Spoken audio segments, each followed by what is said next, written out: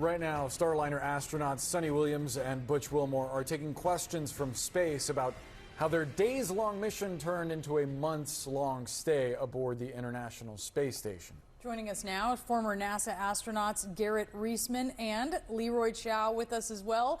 Garrett once worked for SpaceX. And Leroy, first to you, what is your reaction to what we've been hearing so far from Sunny and Butch?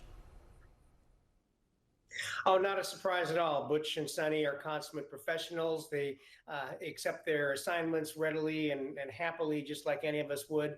And, you know, they're going to do fine. Of course, as Sunny mentioned, there's an impact, of course, to personal plans, and probably your family members and your friends are first in your thoughts of who's going to be impacted. But at the end of the day, hey, you know, she's saying, just like Butch did, this is my job. And I like being in space. That's why astronauts are astronauts. And so it's all going to be fine. Garrett, what came to mind listening to their remarks? Well, listening to the remarks, and also I've been in touch with Sunny directly via email, and I could tell you that I think what was the most difficult thing for them was the uncertainty. And what she said was that once they made a decision about which way they're going to go, it was almost a relief, because now they can get on with it and move forward. And I think Leroy understands this perfectly well. As an astronaut, plans change all the time. You think you're going up on one rocket, and then they tell you you're going up on a different rocket, and you have to adjust. And that not knowing how this is going to turn out, psychologically, I think is actually the most difficult thing in the process. And once you know what to expect and you could go out and do your job, I think it's easier. Garrett, you may or may not have spoken with Sunny about this in your communications. And she did give a shout out to a lot of people who are writing to her. So clearly you're among those people. But what do you think the impact was when Starliner made it back okay? But, you know, they had decided that it wasn't safe enough for them to go back on it. But ultimately it did make it back okay. What do you think the psychological effect of that is? That they weren't on it, they could have come back sooner. Well, you know, I think, first of all, that's the result that we all expected.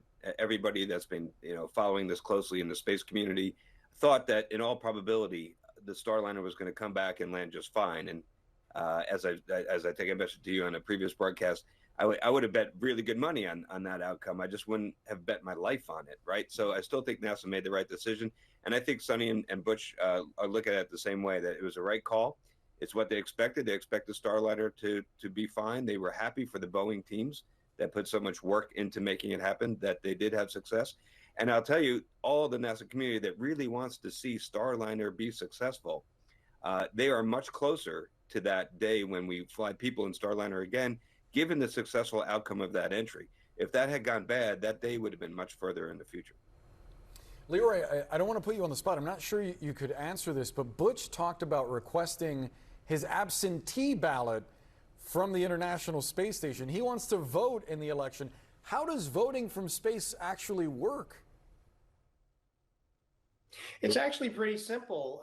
You know, basically an encrypted Word document will be sent up to their email addresses.